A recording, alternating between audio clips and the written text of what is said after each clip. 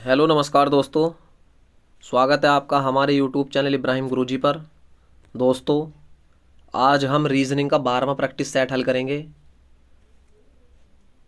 हमारे इस रीजनिंग के प्रैक्टिस सेट में UP police, railway, SSC GD, army, CRPF, Chhattisgarh police, Haryana police आदि से संबंधित प्रश्न हल करेंगे, जो परीक्षा की दृष्टि से अति महत्वपूर्ण है। वीडियो को सभी छात्र अंत तक देखें और हमारे यूट्यूब चैनल पर जैसे कि UP police, railway, group D, SSC GD, army, CRPF, Chhattisgarh police, Haryana police सभी की तैयारी कराई जाती है।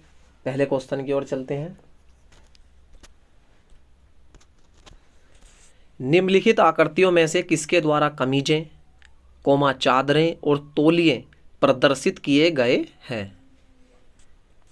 देखिए, एक तो है कमीज, एक है चादर और एक है तौलिया। ठीक, पहले ऑप्शन को देखते हैं। देखिए, इसको तो मान लिया क्या कमीज, इस गोले को मान लिया चादर और एक गोले को मान लिया तौलिया।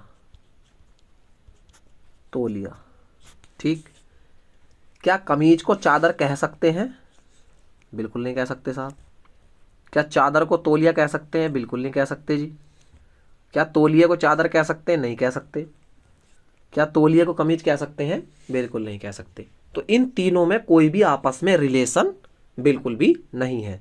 तो तीनों जो है अलग अलग दर्शानी पड़ेंगी। तो पहला ऑप्शन जो है बिल्कुल सही जवाब हो जाएगा इसका। जैसा दूसरा है, दूसरा तो बनने का नहीं है बिल्कुल भी। तीसरा है, तीसरा भी नहीं बनेगा। चौथा है, क्या कुछ कमीजें चादर हैं? बिल्कुल नहीं हो सकती। कमीज को चादर कैसे कह देंगे? क्या कुछ तौलिए चादर हैं? बिल्कुल नहीं है। तो इसका सही जवाब क्या हो जाएगा? Option A. अगले क्वेश्चन की ओर चलते हैं। यदि रेखा ए बी पर एक दर्पण रखा जाता है तो उत्तर आकृतियों में से कौन सी आकृति दिए गए प्रश्न आकृति की सही छवि है? देखिए, रेखा ए बी पर एक दर्पण रखा जाता है। रेखा कैसी है? ये ए बी रेखा।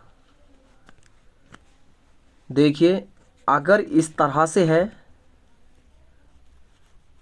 तो ये जो है दर्पण जल की भांति व्यवहार करता है, यानी कि जल प्रतिबिंब की भांति व्यवहार करेगा। ठीक। और अगर दर्पण इस तरह से होता रखा हुआ, इस दर्पण में और इस दर्पण में क्या फर्क है? अगर ये दर्पण इस तरह से है तो ऊपर और नीचे तो सेम रहेगा, ऐसे ही लेफ्ट और राइट जो है बदल जाएंगे।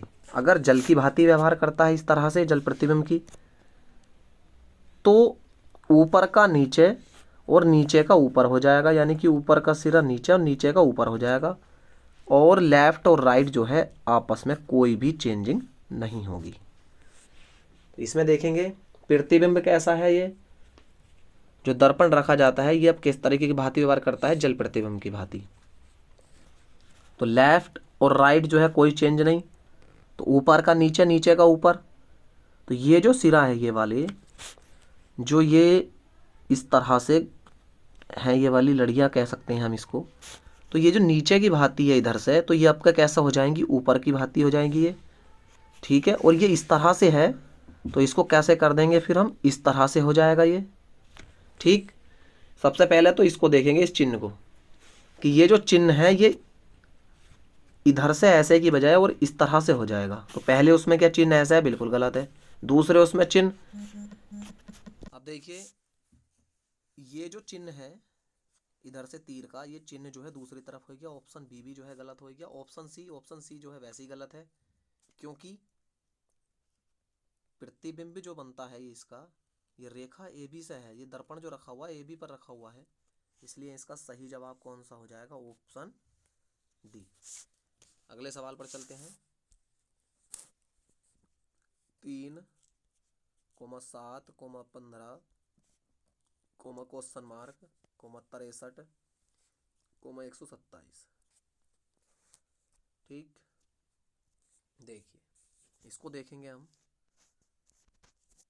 कि 3 से 7 पर पहुंचने के लिए क्या किया, 7 से 15 पर पहुंचने के लिए क्या किया, और इस क्वेश्चन मार्क यानी कि बॉक्स मान लो या क्वेश्चन मार्क के स्थान पर क्या आएगा। देखिए बहुत आसान है ये, कैसे करेंगे इसको। 3 से 7 पर जाना है तो 3 दूनी 6, एक बार 2 से गुणा, उसमें कितना जोड़ना है, गुणा 2 प्लस 1। ठीक, 3 दूनी 6 और 1 7, 7 से 15 पर पहुंचने के लिए 2 से गुणा, 7 दूनी 14 प्लस 1 यानी कि 15। इसी तरह से इस पर पहुंचने के लिए क्वेश्चन मार्क पर, तो 15 की गुणा कितने से कर दी जाए, 2 से पहले, उसमें कितना जोड़ दिया जाए, प्लस 1, तो 15 दूनी 30 और 1 31। इसी तरह से इसको चेक कर लेंगे, 31 दूनी 62 प्लस 1 63। इसलिए हमें यह पता चल गया कि इसका जो सही जवाब होगा ऑप्शन बी 31 आंसर होगा, इसका बिल्कुल सही जवाब होगा। अगले क्वेश्चन पर चलते हैं। 24 30 और 6, 30 43 13 43 62 और क्वेश्चन मार्क। देखिए 6 किस तरह से आया, 13 किस तरह से आया, और क्वेश्चन मार्क के स्थान पर क्या आएगा। जैसा कि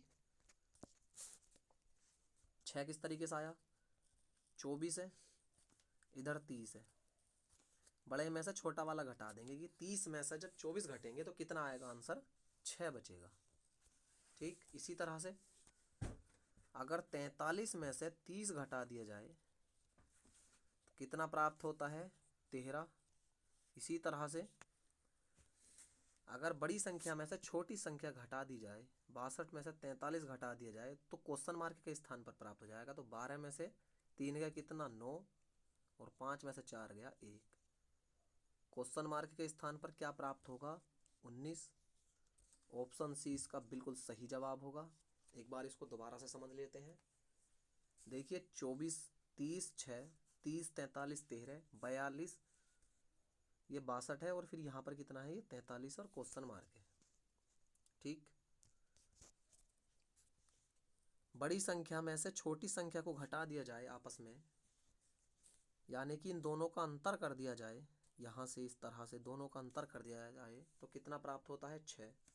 इसी तरह से इन दोनों का अंतर कर दिया जाए तो कितना प्राप्त होता है, 13। इन दोनों का अंतर कर दिया जाए तो कितना प्राप्त होगा, 19। इसलिए इसका सही जवाब क्या होगा, ऑप्शन सी। अगले सवाल पर चलते हैं। 520 अनुपात 738 समानुपात क्वेश्चन मार्क अनुपात 350। देखिए 520 ये है 738, 520 अनुपात 738 का जो संबंध है वही क्वेश्चन मार्क का अनुपात से 350 से संबंध होना चाहिए। इसमें क्या करेंगे हम, देखिए 520 में किसी का क्यूब के आसपास है, ये क्यूब के आसपास देख लेंगे इसको। जैसे कि अगर देखिए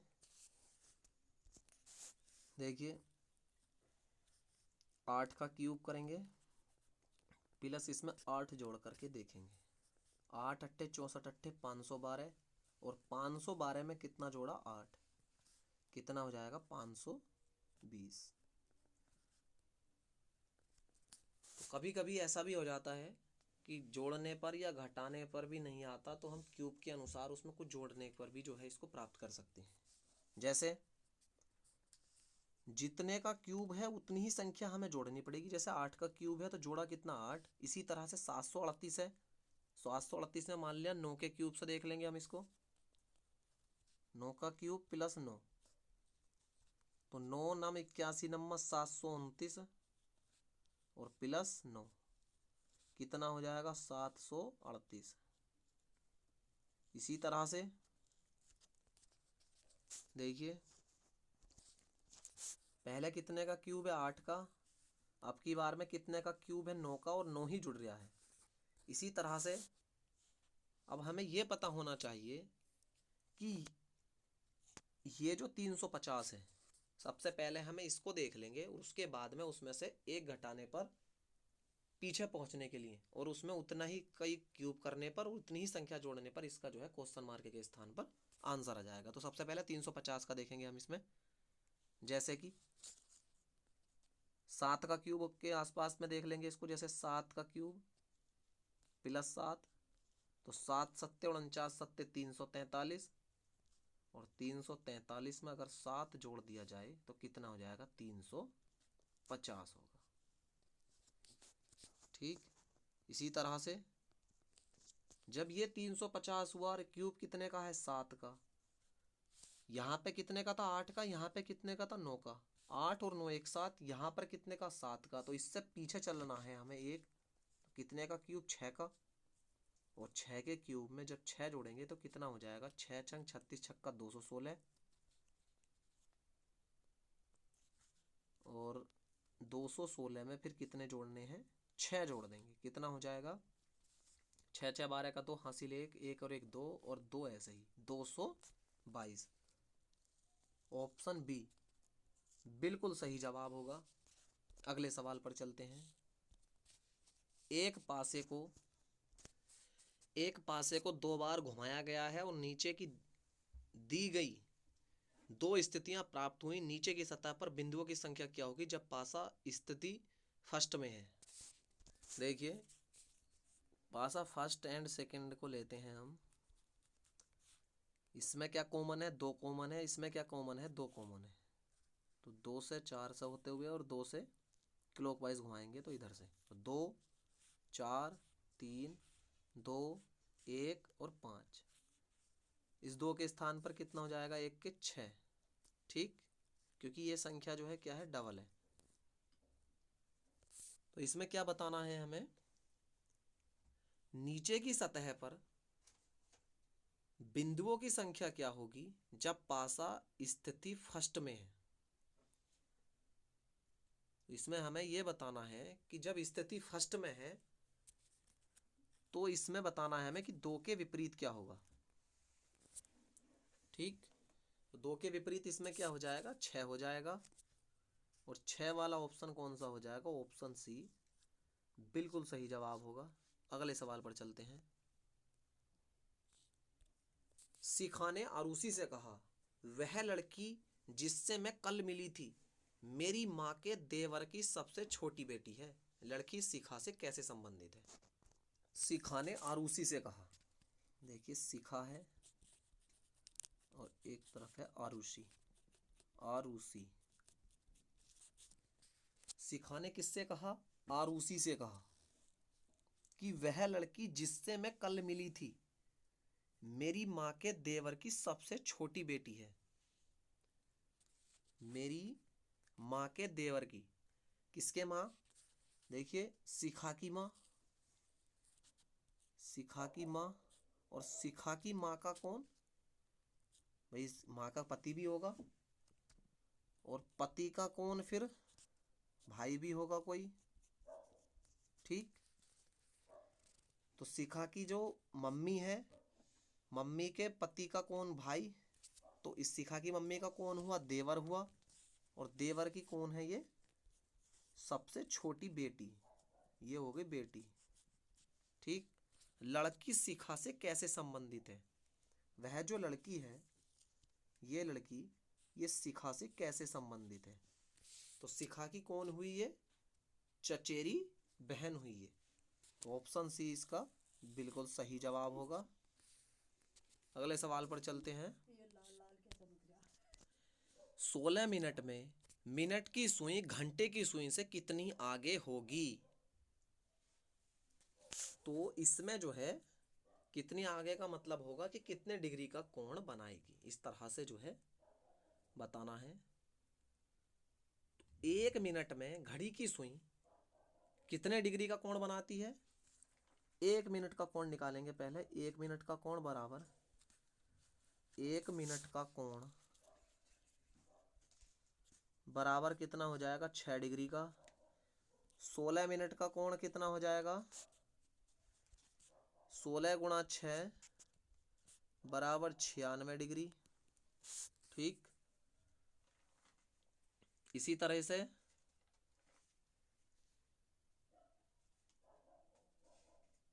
16 मिनट में घंटे की सुई का, देखिए ये तो मिनट की सुई का हो गया, मिनट की सुई का। अब जो है घंटे की सुई का, 16 मिनट में घंटे की सुई का, घंटे की सुई का बनाया गया कोण कितना हो जाएगा? देखिए कितना कोण हो जाएगा, आधा डिग्री चलती है बस, आधा डिग्री का कोण बनाती है, तो 2 अट्ठे 16 यानी कि 8 डिग्री। ठीक, इसलिए चूंकि मिनट की सुई घंटे की सुई से आगे होगी, जब मिनट की सुई घंटे की सुई से आगे होगी तो 96 में से 8 घटा देंगे, कितना हो जाएगा? 88 डिग्री। और 88 डिग्री जो होगा ऑप्शन सी बिल्कुल सही जवाब होगा। अगले सवाल पर चलते हैं। आज की क्लास का लास्ट सवाल, निर्देश दी गई आकृति किस उत्तर आकृति में अंतर्निहित है? प्रश्न आकृति दी हुई है, ये हमें बताना है।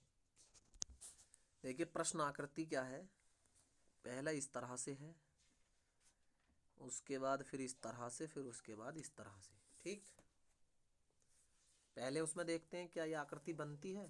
तो पहले उसमें क्या है, ये यहाँ से जो है हुई और इधर से इधर को, तो क्या इस तरीके से बनती है? ये जो सिरा है अगला, ये इसका उठा दिया गया, लेकिन ये जो सिरा है ये थोड़ा सा दबा हुआ है। देखिए यहाँ से, जैसे ये जो हल्का सा सिरा है, ये यहाँ से हल्का सा सिरा दबा हुआ है ये, तो पहला ऑप्शन गलत हो जाएगा। दूसरे ऑप्शन में देखेंगे, दूसरे ऑप्शन में तो अगर यहाँ से ऐसे करके लेते हैं तो ये कोई बनता ही नहीं है, तो दूसरा ऑप्शन भी गलत। तीसरा, यहाँ से ऐसे लिया, फिर उसके बाद में इस तरह से, यहाँ से ये, और फिर हल्का सा ये क्या है, यहाँ से आड़ा हो गया ये वाला। तो ऑप्शन सी जो हो जाएगा ये इसका बिल्कुल सही जवाब हो जाएगा। आज की क्लास को यहीं समाप्त करते हैं। वीडियो अच्छी लगी हो तो चैनल को सब्सक्राइब करें और वीडियो को लाइक भी करें। धन्यवाद।